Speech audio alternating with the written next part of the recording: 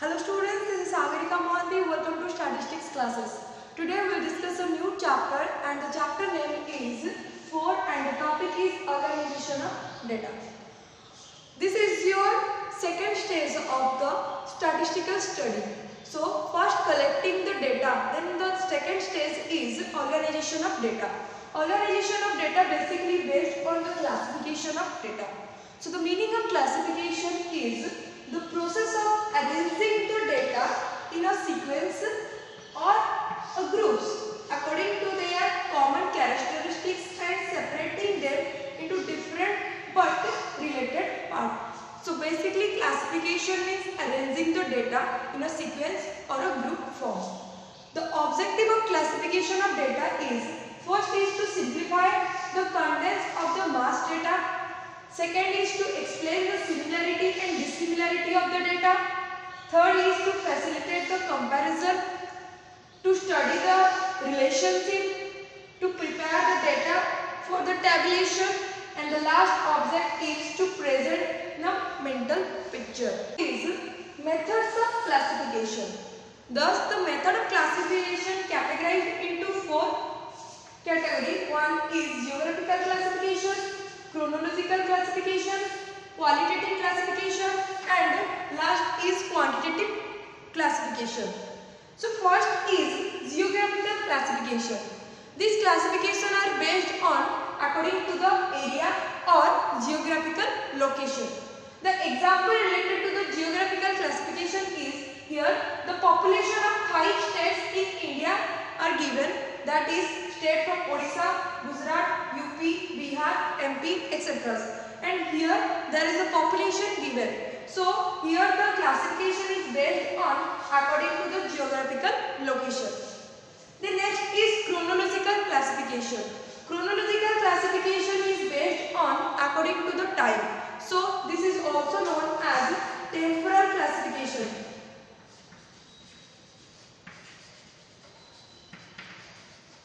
And this is based on according to the time period. Here the example related to the chronological classification. Here the population of Odisha given from the year 2015 to 2020. Here one column the year is given and another column the populations are given. So basically these are examples related to the chronological classification. Next classification is qualitative classification. Qualitative classification are based on according to the attributes. The attributes may be related to sex, caste, education, religion, etc. So basically the qualitative classification are not quantified. So basically qualitative classification are categorized into 2 categories, that is simple classification and another is manifold classification. Simple classification are those classification when the facts are classified into 2 classes according to the one attribute only. The one attribute examples, here the population is given and the population is categorized into 2 classes, that is one is male population and another is female population. So this is called your simple classification. Next is manifold classification. Manifold classification are basically based on those facts which are classified into more than one attributes. Example, here the population is given, another this is subdivided into male category and next is female category. Then male is subdivided into literate male and illiterate male. Like that, female categorized into literate female and illiterate female. So next subdivided into literate into Hindu literate and non-Hindu literate. Like that, female is also Hindu female literate and non-Hindu female literate. So manifold classification is based on subdivided into more than 2 classes. So these are the basically related to your qualitative classification. The last classification is quantitative classification. Quantitative classification are basically based on classify according to the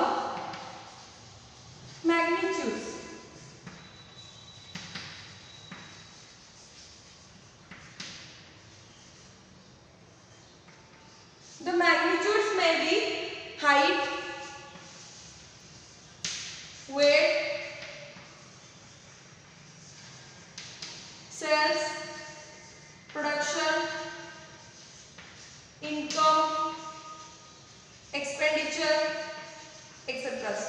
So these are the basically quantified and this can be represented in numbers.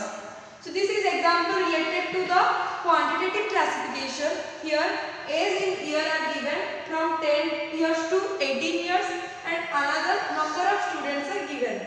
The age is basically called variables and number of students called frequency. So the quantitative classification based on two columns where one column indicates variables and another indicates the frequency. So these are the basically related to the methods of classification of data. Next concept is variables. So variables refers to quantity or attributes whose value varies from one investigation to another. The difference of value may be with respect to individual, item, place or time. Each value within such range is called variable. Examples of variables are price variables as it indicates different commodities.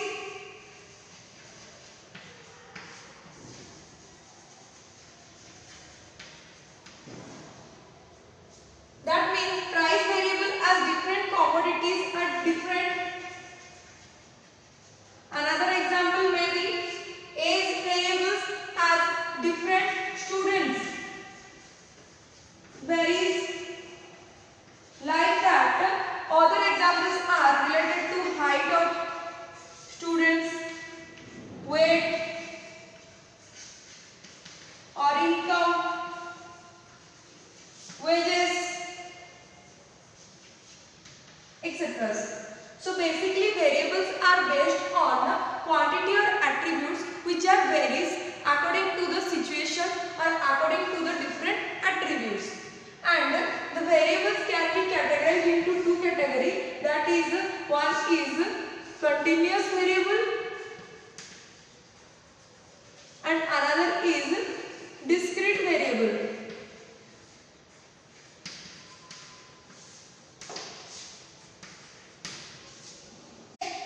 Topic is discrete variable and continuous variable. So this can be explained through the comparison chart. First is meaning of discrete variable. So discrete variables are those variables which are capable of taking only exact value and not any fractional value. So here only the complete values are taken in case of your discrete series. And in your continuous variables are basically those variables which can take all the possible values given in a specified range. That means it can take in as the exact value as well as the fractional value. The next is changing value. If the values are changed, that means this variable increase in a complete number because it based on the exact value. If there is changes in the value, that means these variables can increase in fractions as well as complete numbers. Next is data collection. In case of your discrete series or discrete variables, the data is obtained by counting. And in case of your continuous variables, the data is basically obtained by measurement. The examples related to the discrete variables are number of workers, number of students, etc. And the examples related to the continuous variables are height of individual, weight of individuals, etc. So these are the basically concepts related to the discrete variables and continuous variables. The last concept of this class is frequency and frequency distribution.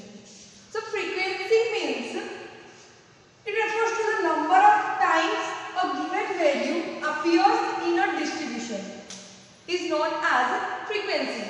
Example, suppose there are 50 students in the class and out of them 20 students have got 70 marks, 13 students have got 85 marks, 17 students have got 90 marks. Then in this case the frequency will be 20, 13 and 17. So basically it refers to the number of times a given value appear in the distribution. Next is frequency distribution.